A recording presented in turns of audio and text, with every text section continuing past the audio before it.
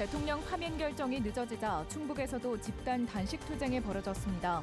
온 오프라인을 통해 천여 명이 동참했습니다. 충청북도의 한 산하기관 청사 매입 논란이 감사원으로 향하게 됐습니다. 시민들이 공익감사를 청구했습니다. 단양역을 중심으로 야심차게 구상된 복합 관광단지 사업이 반토막이 됐습니다. 민간 투자가 없어 호텔과 놀이동산 등 핵심이 빠지게 됐습니다. 여러분 안녕하십니까? 계속해서 뉴스데스크 충북 소식입니다.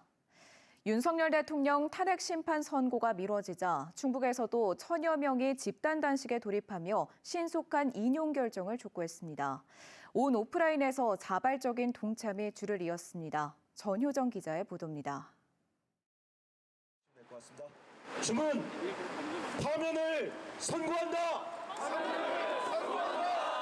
윤석열 대통령의 탄핵을 촉구하는 단체와 시민들이 충북도청 앞에 모였습니다. 이번엔 헌재의 파면 결정을 요구하며 집단 단식 투쟁을 선언했습니다.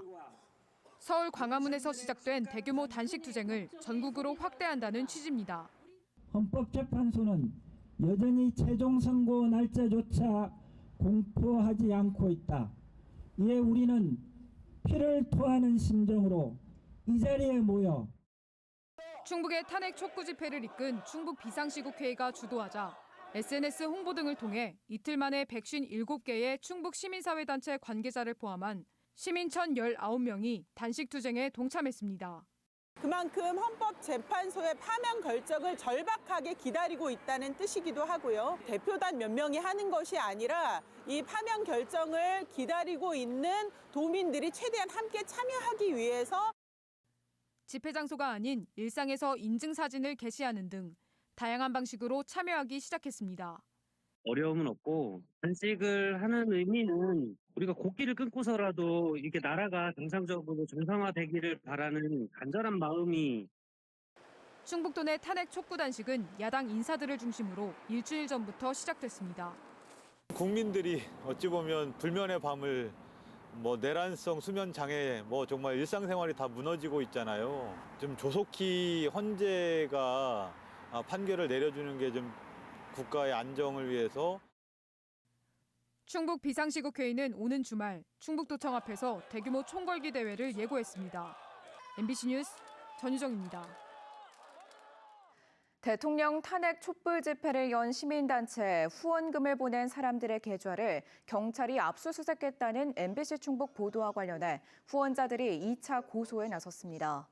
시민단체 촛불 행동은 서울경찰청의 후원자 계좌 수색은 계엄 준비의 일환이자 촛불 집회 탄압이라며 직권남용 혐의로 서울중앙지검에 고소장을 제출했습니다.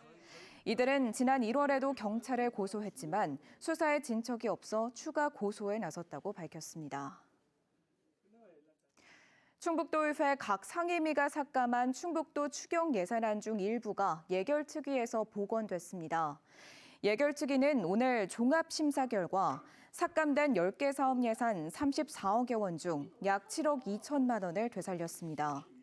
당산공원 데크길 조성과 파크골프장 조성에 따른 축산시험장 조사료값 등 4개 사업 예산이 전액 또는 일부 부활됐습니다. 심사에 앞서 김영한 지사는 많이 도와달라고 당부했고 삭감액 축소로 이어졌습니다. 시민사회단체는 사업 대부분이 민생과 무관하다며 예결특위에 추가 삭감을 촉구한 바 있습니다.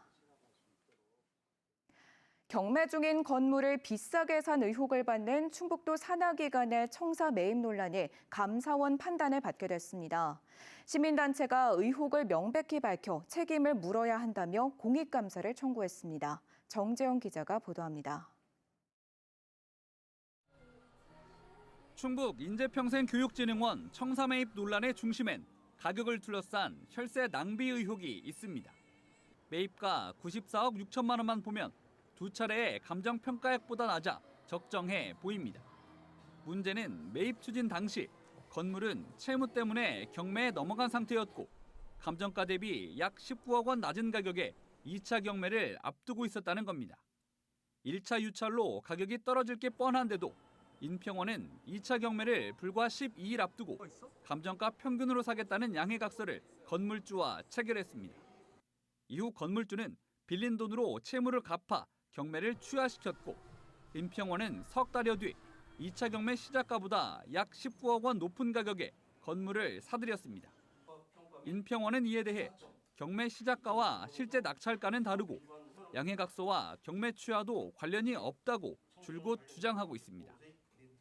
자기가 거의 그 속된 말로 깡통으로 이제 갈 가능성이 있으니까 경매를 걸었던 그쪽에 그 반환을 해서 다시 물건을 거둬들인 거지 실제로 75억으로 경매가 나오거나 경매가 진행된 건 아닙니다, 사실은.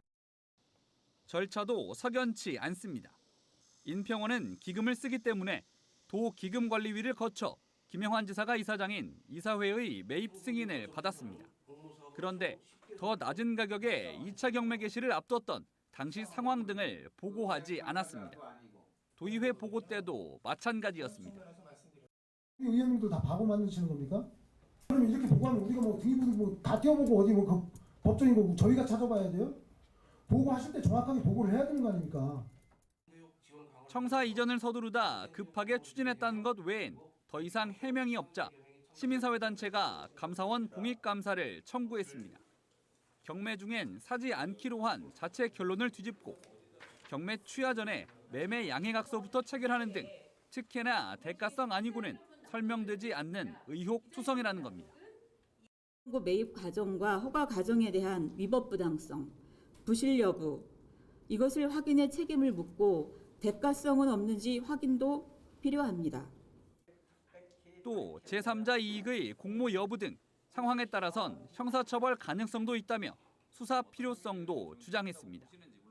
이해관계에 있는 제3자에게 이득을 취하게 되면 근데 그것이 이제 공모를 했다든가 무슨 그 이유가 있어서 했다면 그게 밝혀지면 뭐 업무상 배임죄에 해당될 여지가 있습니다.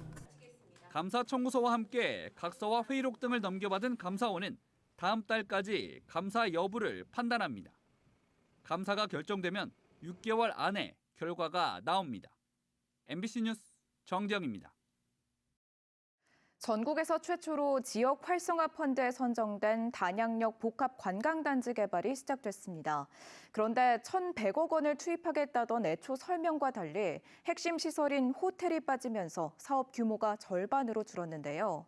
민간 사업자를 구하지 못해서인데 체류형 관광단지 구상이 시작부터 흔들리고 있습니다. 이승준 기자입니다. 지난달 28일 착공식을 가지며 힘찬 출발을 알린 단양역 복합 관광단지.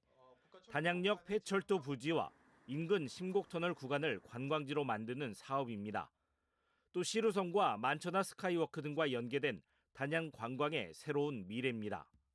오랜 준비와 노력 끝에 이 대장정을 출발하는 이 자리는 우리 단양 관광의 미래를 밝히는 중요한 전환점이 되는 역사적인 자리라고 볼 수 있습니다.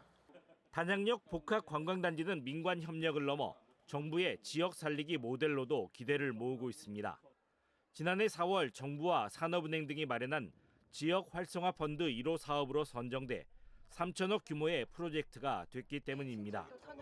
지역 활성화 투자 펀드 1호로 지정된 것을 계기로 해서 전국의 다양한 지역에서 많은 곳이 이러한 투자 펀드의 제공을 받아서 지역 주도 발전을 하는데 큰 동력이 되기를 바랍니다. 그러나 출발은 순탄하지 않습니다. 애초 정부와 단양군이 밝힌 단양역 복합 관광단지의 규모는 1,133억 원. 그러나 착공 단계에서 680억 규모로 절반 정도 줄었습니다. 관광단지 핵심 시설인 호텔과 놀이동산이 빠진 것입니다. 150에서 200실 규모의 호텔 건립을 위해 SPC, 즉 특수목적 법인에 참여하는 투자사를 구하지 못했습니다. 체류형 관광단지라는 단양군 목표에 빨간불이 켜진 셈입니다. 단양군은 올해 안으로 사업자를 정해 2단계 사업에 호텔을 넣겠다는 방침입니다. 가능성을 높게 평가하는 기업들이 많아서 국내에 호텔 브랜드를 좀 협의를 해서 최적의 운영사를 유치하는 데 집중할 예정입니다. 단양군은 이 사업을 통해 연간 관광객 98만 명 증가와 체류 인구 54만 명 확대를 목표로 하고 있습니다. 하지만 핵심 시설 유치 난항으로 체류형 관광지로의 도약이 위협받고 있습니다. 단양 관광의 미래를 바꿀 대형 프로젝트. 성공 여부는 이제 2단계 사업에 달려 있습니다. MBC 뉴스 이승준입니다. 충주시는 성비위 혐의로 경찰 수사를 받고 있는 소속 공무원을 직위 해제했습니다. 충주시는 경기 남부경찰청으로부터 수사 개시 통보를 받고 해당 공무원을 업무에서 배제했다고 밝혔습니다. 해당 공무원은 경기도에서 성매매를 한 혐의로 입건된 것으로 알려졌으며 이달 말까지 휴가를 낸 상태로 구체적인 혐의는 확인되지 않았습니다. 만취 상태로 차를 몰다 시내버스를 들이받은 청주시 공무원이 검찰에 넘겨졌습니다. 청주 흥덕경찰서는 지난달 24일 청주시 비하동 서청주교 사거리에서 승용차를 몰다 옆 차선 시내버스와 접촉사고를 낸 40대 청주시 6급 공무원을 도로교통법 위반 혐의로 불구속 송치했습니다. 당시 이 공무원의 혈중 알코올 농도는 면허 취소 수준인 0.08% 이상이었던 것으로 전해졌습니다. 이번 주말 프로야구가 개막하지만 아직도 하나의 청주 경기 일정은 나오지 않고 있습니다. 대전에 새 경기장이 들어서면서 하나 구단이 청주 경기 배정에 소극적인 건데요. 이범석 청주시장이 직접 청주 경기 배정을 요구하고 나섰는데 구단 반응은 신통치 않습니다. 김영일 기자가 보도합니다. 지난해 청주시는 18억 8천만 원을 들여 청주 야구장에 인조잔디를 새로 깔고 더그아웃과 선수 라커룸, 안전 펜스를 대대적으로 교체했습니다. 또 올해도 4억 원을 들여 관중석 의자를 교체하고 본부석 앞에 전광판을 새로 설치합니다. 이렇게 청주시가 청주 야구장 시설 개선에 투입한 예산만 2007년부터 177억여 원. 오로지 한화 이글스 청주 경기 배정을 위한 목적이었습니다. 그런데 올해 문제가 생겼습니다. 당장 오는 22일 프로야구가 개막하지만 아직도 청주 야구장에는 단 한 경기도 배정되지 않은 겁니다. 하나 경기를 유치하기 위해서 엄청난 예산을 들여가지고 계속 유치해왔는데 이런 우리 청주 시민들의 그런 기대를 저버려서는 안 된다고 생각을 합니다.